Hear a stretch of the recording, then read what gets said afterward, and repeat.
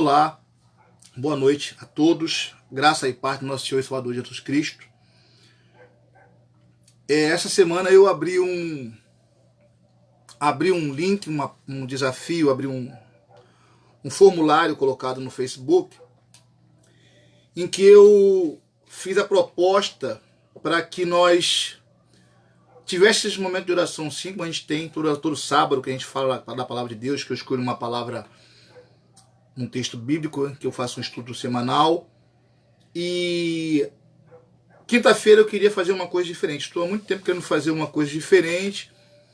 E eu estava analisando o que a gente poderia trabalhar com perguntas bíblicas, questões bíblicas. Eu sei que muitas pessoas que estão na igreja, ou que não estão caminhando ainda, ou que se afastaram, têm muitas dúvidas acerca das questões do Evangelho.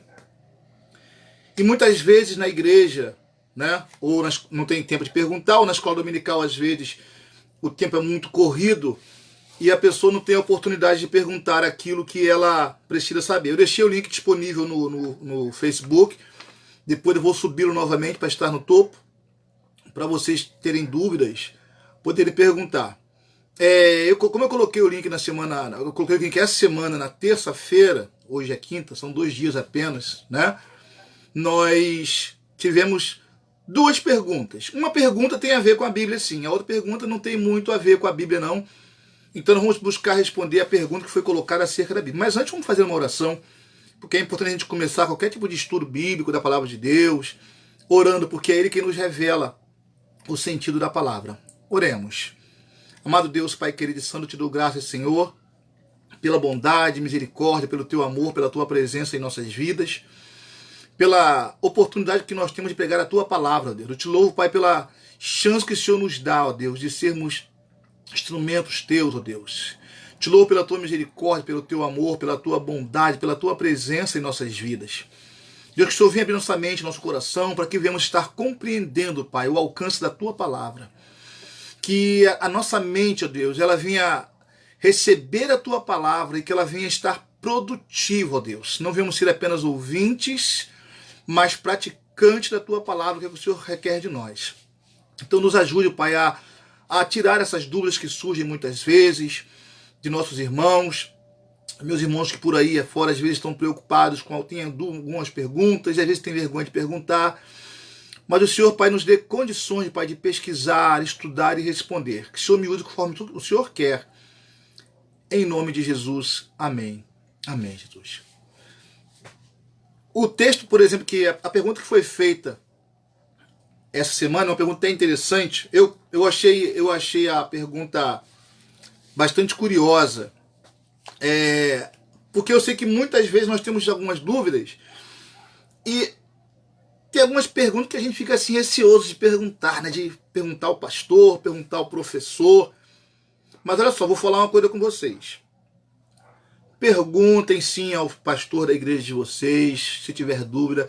Pergunte ao professor, pergunte ao obreiro que está ali responsável pelo trabalho. Porque isso também é até positivo, porque quando a igreja começar a perguntar, quando os alunos da escola dominical, quando os alunos da escola bíblica, quando os membros do culto de ensino começarem a fazer perguntas, os obreiros, os pastores, os professores vão ter muito mais motivo para estudar. Então, quanto mais você pergunta, mais nós que somos professores somos levados a estudar, a pesquisar, para ter a resposta. Porque, na verdade, tem muita coisa que a gente tem que sentar, às vezes, pesquisar, orar, porque tem realmente muitas questões que são um pouco confusas para quem não teve muito tempo, de repente não tem muito tempo de evangelho, começou recentemente, ou está afastado, ou não tem muito tempo de ir à igreja, não consegue ir à escola dominical. E a pergunta que me foi feita essa semana é de uma irmã da igreja Assembleia de Deus, Fonte da Vida, né? Uma pergunta que eu achei curiosa, por quê? Ela pergunta sobre uma questão interessante na vida de Ruth, né? Quem já leu o livro de Ruth, que conta a história de Noemi, da sua família, ela desceu para viver na terra de Moabe, com seu marido, Elimeleque, e seus 2 filhos. E chegando lá naquela terra, porque estava tendo fome em Belém, desceram e ficaram ali na terra peregrinando. Passando o tempo, o marido de Noemi morreu. E os 2 filhos, não demorou muito tempo também, acabaram morrendo. E ficou então Noemi viúva, sozinha, com 2 noras viúvas. Depois, quando você tiver a oportunidade, lê o livro de Ruth, que a história é bem curta, mas é bem interessante. Então Noemi ouviu que a fartura tinha voltado à terra dela de origem, a Belém. E ela então falou com as 2 noras: olha, minhas filhas, eu não tenho mais filhos para dar a vocês como maridos. Façam o seguinte: vocês que são novas, volte cada uma para a casa da sua própria mãe e vão viver em paz, porque eu vou voltar para a minha terra. Porque agora eu sou mulher desamparada, não tem quem cuide de mim, estou sozinha e eu não quero levar vocês para sofrerem comigo. A primeira nora, chamada Orfa, alguns falam Ofra, tanto faz o nome, às vezes tem escrito de modo diferenciado. Na hora, pegou tudo, se despediu da sogra e foi embora. Mas Ruth se apegou a Noemi, viu que era uma senhora desamparada, sozinha, e falou com ela: não, onde você for, eu irei. Onde você for sepultada, ali eu estarei. O seu povo será o meu povo, e o seu Deus será o meu Deus. Noemi insistiu, mas não conseguiu fazer Ruth mudar de opinião. Então Ruth acabou seguindo com Noemi para Belém. Chegando lá em Belém, a fartura realmente havia voltado. E Noemi, já sendo uma senhora de idade, não tinha muita força para trabalhar. Ruth, por sua vez, assumiu a responsabilidade de cuidar da sogra, que naquela época, né, é um sentimento interessante. Sogra é como se fosse a mãe, o sogro como se fosse o próprio pai. Tanto que o genro chamava o sogro de pai e a nora chamava a sogra de mãe. Questão de tradição, de história, que é importante saber. E ela então resolveu ir buscar, a gente chama de respigar. Ela resolveu sair de manhã cedo para buscar sobras de espigas de milho que eram largadas lá nas colheitas, que aquela sobra era para o estrangeiro. A lei de Israel dizia que numa colheita os trabalhadores catavam, pegavam tudo que tinham que pegar, recolhiam para levar para suas casas. O que caía no chão não podia ser pego, porque pela lei dizia que aquilo ali era do estrangeiro, do órfão e da viúva. Os necessitados iriam ali e pegariam aquilo que caía no chão para levar para as suas casas. Interessante que esse texto ele faz relembrar uma situação daquela mulher Ciro-fenícia, que quando foi pedir a Jesus que curasse a filha dela, e ele falou que não era justo dar do pão dos filhos aos cães. Jesus usou esse termo para poder dizer cães são espalhados, soltos. E a mulher Ciro-fenícia usou essa mesma lei. Senhor, mas até os cachorrinhos comem das migalhas que caem das mesas dos seus senhores, reconhecendo a posição dela de necessitada. E Ruth foi respigar, só que ela não sabia que tinha ido fazer esse tipo de trabalho numa colheita de um homem muito rico, chamado Boaz. E quando ela chegou em casa, que respigou, pegou aquele monte de espigas de milho, levou para casa, que Noemi viu, ficou feliz, e perguntou para ela onde é que ela tinha pego aquelas espigas de milho, aquela sobra de milho que era muito boa. E ela falou que tinha sido na plantação de um homem chamado Boaz. Então Noemi se lembrou que Boaz, na realidade, era parente dela, né? Noemi, parente do marido de Noemi. Então Ruth resolveu ir então buscar cada vez mais milho. Então falou com Boaz sobre Noemi e ele se lembrou dela ser parente. Boaz já era um homem de idade avançada, Noemi também. E então Boaz arrumou para Ruth uma oportunidade de trabalhar ali na fazenda. te buscar, e começou a se afeiçoar. Ele olhou para Ruth e se afeiçoou dela. Né? Já surgiu ali um sentimento de carinho, de cuidado com ela. Então ela sempre, mesmo tendo a oportunidade de pegar, de trabalhar ali e levar para casa, ela sempre fazia mais. Ele viu que ela era uma mulher prestativa, dedicada, esforçada. E chegou um momento em que Noemi foi conversar com Ruth sobre a situação deles. Aí que vai entrar a pergunta que a pessoa fez, né? Que a irmã fez. Ela fez o seguinte: quando Noemi mandou Ruth colocar a melhor roupa, se perfumar e deitar aos pés de Boaz, ela estava mandando que ela se oferecesse para ele, que ela fosse oferecida para ele, que ela estivesse se oferecendo para ele. Aí eu vou entrar na pergunta. Eu vou entrar aqui na questão. O seguinte: Noemi já era uma senhora de idade avançada, já tinha os filhos, já tinha os herdeiros que tinham morrido. Então ela era uma mulher que ia morrer sem herdeiros. Noemi morreria sem herdeiros. Mas ela viu em Ruth a oportunidade de dar continuidade à família do marido. É uma coisa interessante. No livro de Deuteronômio, capítulo 25, eu vou ler com vocês aqui. Isso tem que ser lido para ser entendido. Existe uma lei chamada de Lei do Levirato, capítulo 25, versículos 5 e 6. Se irmãos viverem juntos e um deles morrer sem filhos, a viúva não deve se casar com ninguém que não tenha laço de sangue com o morto. O irmão de seu marido deverá unir-se a ela ou casar-se com ela e cumprir a obrigação do cunhado, casando-se. O primeiro filho que ela gerar será herdeiro do nome do marido que morreu, para que seu nome não seja eliminado de Israel. Olha que coisa interessante. A lei do levirato ainda estava em validade. E em Israel, em alguns lugares, o pessoal ainda utiliza. Então, o levirato diz o seguinte, trazendo para os dias de hoje: se dois irmãos se casam, cada um irmão se casa com uma moça, e aquele irmão, por sua vez, ele morre antes de ter um filho. E aquela moça fica viúva sem ter tido nenhum filho. O filho, o homem, era o continuador da família, e ainda é. Apesar do mundo que a gente vive hoje com pressões muito feministas, querendo derrubar algumas tradições familiares, o filho é o continuador da prole familiar. Então, uma mulher que o marido morria e não deixava filha, a história daquele homem se acabou.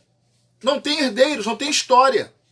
Ou seja, morreu ali com aquele homem que foi sepultado.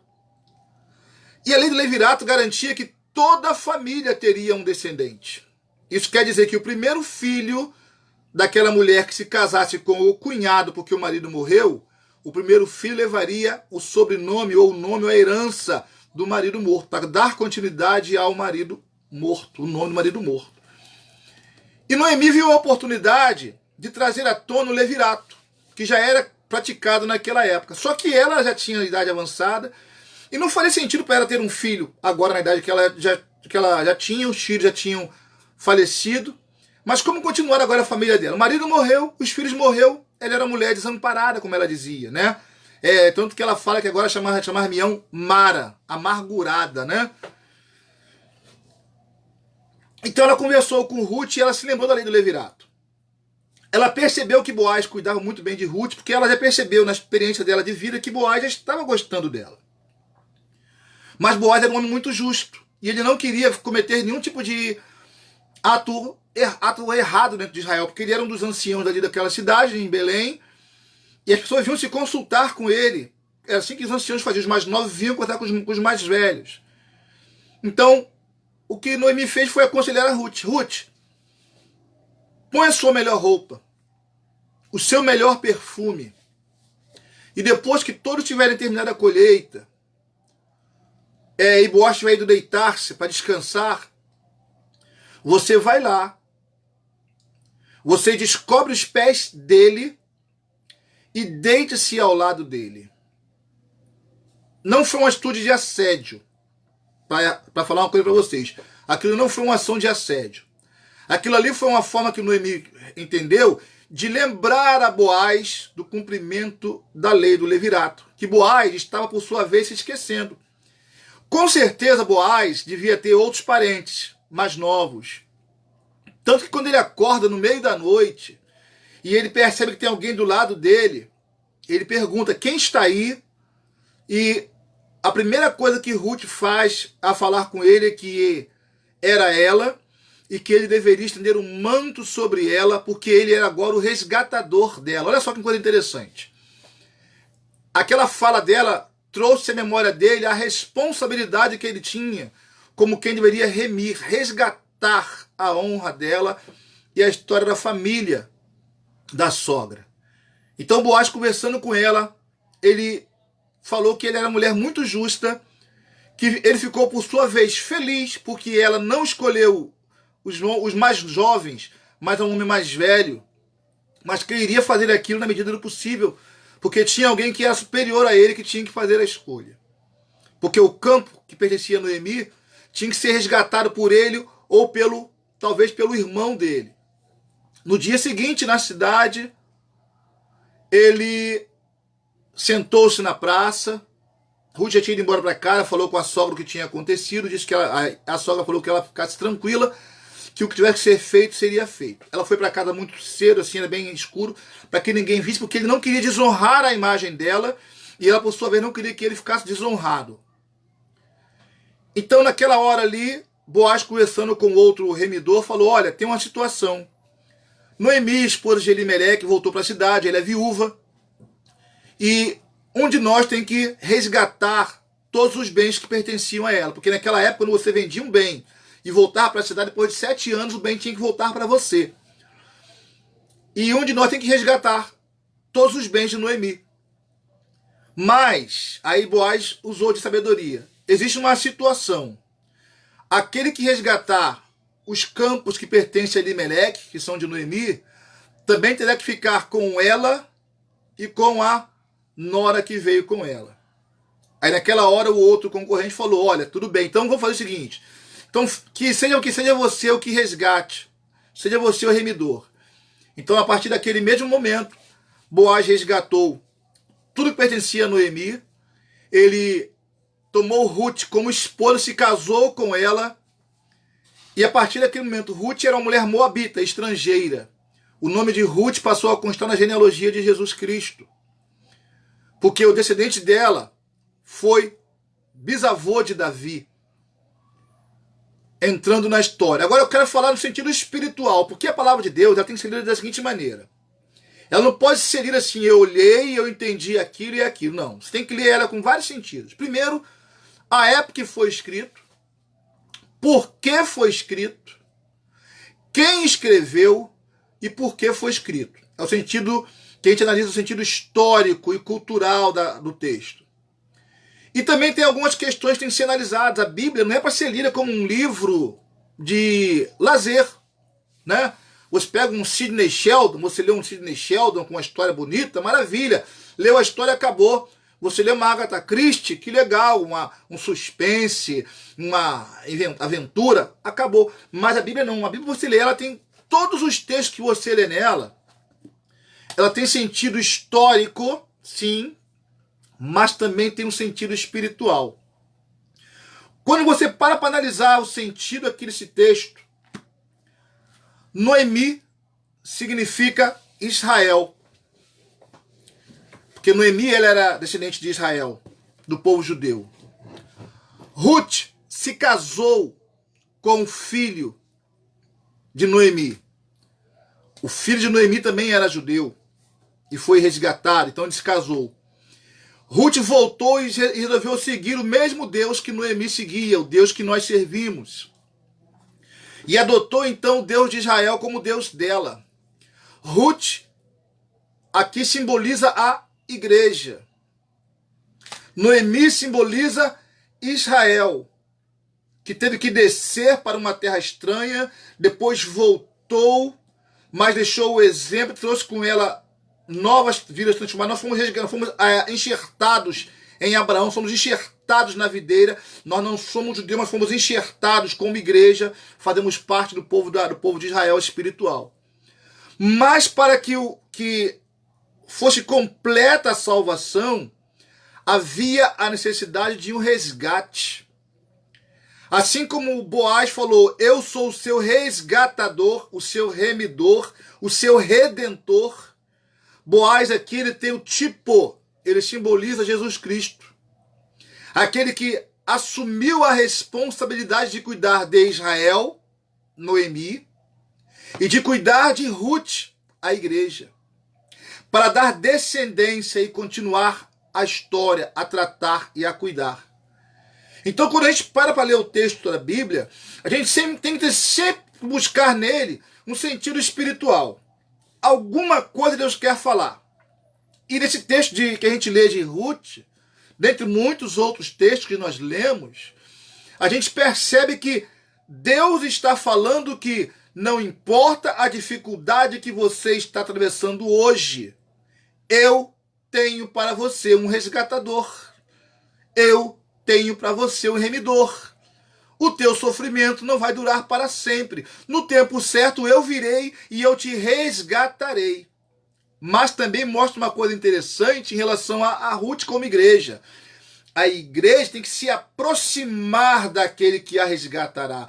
A igreja tem que se aproximar daquele que vai oferecer para ela a oportunidade de ser resgatada, de trazer de volta, de devolver a honra. Pode ser que seja hoje um momento de sofrimento na minha vida, na sua vida, da igreja do Senhor na face da terra. Eu tenho assistido várias lives aqui, uma igreja americana lá em Houston, na Batista Bible Way, excelente, né? Fellowship Bible Way. Eu vejo o pastor lá pregando sozinho, eu vejo meu pastor aqui no Rio pregando também na igreja vazia. A igreja está passando por um momento muito difícil, mas é uma coisa interessante que a gente pode lembrar, uma coisa que Jó falou. Eu sei que o meu Redentor vive e que no momento certo se levantará. Então, o Redentor da igreja, o resgatador da igreja, o remidor, aquele que paga as nossas dívidas, que remir é isso, é quitar as suas dívidas, ele está vivo. Então é esse o sentido do texto de Ruth do texto de Ruth. Não é só o fato dela ter se oferecido, mas o sentido espiritual ela se colocou diante dele sabendo que ele era a única oportunidade de remir o nome dela e a vida dela e a história do povo dela. E na realidade, daquele momento em diante, que maravilha, né? Boaz como resgatador, como remidor ou como redentor, assumiu todas as dívidas, ou seja, como diz o texto bíblico, pagou todas as culpas, tirou o peso da responsabilidade, da angústia, do pecado de cima dela e assumiu a dívida, ficando a partir daquele momento como responsável por ela. Então a gente aprende que temos que estar sempre nos entregando para Deus, sempre em posição de disponibilidade. Ruth era uma mulher que gostava muito de trabalhar, estava ali trabalhando, assim como nós. Não devemos abrir mão, não devemos medir esforços para agradar o nosso Redentor, para agradar o nosso resgatador. O que é que você tem feito nesses dias de quarentena? Você que não está trabalhando porque está preso dentro de casa por algum motivo, ou por ordem do patrão, além do seu home office, você tem se aproximado de Deus? Você tem falado da palavra de Deus para as pessoas? Você tem buscado uma vida de testemunho bíblico diante daquilo? Você tem lido a Bíblia? Eu estou vendo aí um montão de gente assistindo lives de cantores aí famosos, nada contra isso, mas olha, não deixa eu tirar um tempo para as coisas de Deus, não. Isso é muito importante para o nosso crescimento espiritual. É muito importante para que venhamos estar sabendo o seguinte, que por mais que tudo esteja ruim, Deus é bom. Por pior que seja a situação à nossa volta, Jesus Cristo venceu a morte. E falando como disse Jó, o nosso Redentor vive.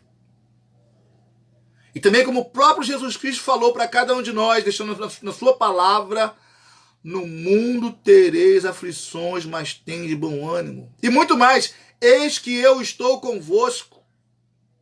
E falou mais ainda, eu vou, mas vou preparar-vos lugar, para onde eu estiver, vocês estejam também.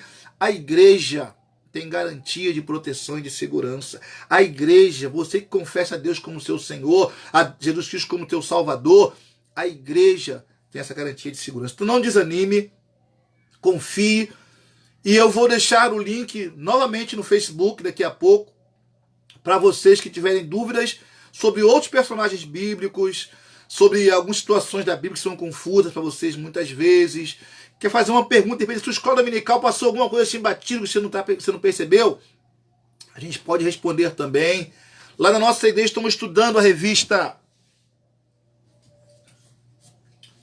que fala sobre o Decálogo, aí vai estar invertido, tá? O Decálogo, a Ética do Sinai, falando sobre os 10 mandamentos. Se você tiver em casa outra revista escola dominical, leia, vão surgir dúvidas. Ou pega a Bíblia, leia, vão surgir dúvidas. Mas nós estamos aqui para isso. Eu já coloquei à disposição o link para que você possa perguntar, e eu, na medida do possível, com maior alegria no meu coração, porque isso tem coisa que eu gosto de fazer, é compartilhar conhecimento, eu vou trazer para você a resposta. Vamos orar nesse momento e pedir que Deus esteja falando conosco, né? De repente, se você tiver uma pergunta para colocar aqui no ar agora aqui, tá? Eu posso responder nesse momento para você. Assim que nós terminarmos de orar, eu te dou a resposta, tá bom? Vamos orar. Deus bondoso, Pai querido e santo, eu te dou graças, Senhor amado, pela oportunidade que nós temos, Senhor, de ouvir, de aprender de Ti, ó Deus, e de crescer na graça e no Teu conhecimento. Ó Senhor, nos ajude cada dia a compreender a Tua palavra, a entender a Tua vontade, não para que venhamos transbordar, mas que venhamos compartilhar aquilo que está em nós. Que a Tua palavra venha ser de fato nosso alimento, a lâmpada para os nossos pés, a luz para os nossos caminhos. E que o Teu Filho Jesus Cristo, como palavra encarnada, ó Deus, como diz, Ele é o verbo encarnado de Deus, venha nos orientar a fazer o melhor, a ensinar, ó Deus, e levar esse crescimento a outros. Abençoe, Pai, o Teu povo e a Tua igreja, e nos ensina cada dia a acreditar, ó Pai, que o Senhor, como nosso Deus, preparou para nós um resgatador, Jesus Cristo, que primeiro veio para nos resgatar, ó Deus, na cruz, morrendo por nós, e depois de assunto aos céus, deixou promessa que viria para nos resgatar deste mundo, nos levando para uma vida eterna. Que viemos manter acesa, Pai, a fé nessa promessa e nunca nos afastar nem entristecer. Sê conosco, Pai. Livra o Brasil dessa praga, Pai amado, dessa maldição que tem rondado cada casa, Pai. Que realmente, Pai, ó Deus, as previsões de catástrofe venham fracassar, mas que a Tua mão poderosa venha nos ajudar, ó Pai, e levantar o Teu povo. Sê conosco, nos ajude, em nome de Jesus. Amém. Amém, Jesus. Prazer, Daniel, muito obrigado com você aí, meu irmãozinho. Isabel, muito tempo, né? Muito tempo mesmo, Deus abençoe a sua vida. Vinícius, que estava aqui falando comigo agora há pouco, também a mãe do Vinícius. Rodrigo, meu amigão de infância, meu irmão Leandro, da nossa igreja de Evec Guerengue. Minha prima Joelma, também um abraço para você, né? Lá de Guarulhos. Deus abençoe a vida de vocês, tá? E todos aqueles que tiverem oportunidade e que quiserem perguntar alguma coisa, estou aqui à disposição de vocês, tá bom? O irmão Alex se despede aqui, deixando um abraço e desejando uma vida abençoada para vocês, tá bom? No sábado teremos a nossa live às 8h30 também. Isso aqui é diferente, já não é ensino. Eu vou separar um texto, a palavra de Deus, para nós pregarmos nesse texto, tá bom? Deus abençoe a todos vocês, em nome de Jesus Cristo, nosso Senhor e Salvador. Amém. Amém.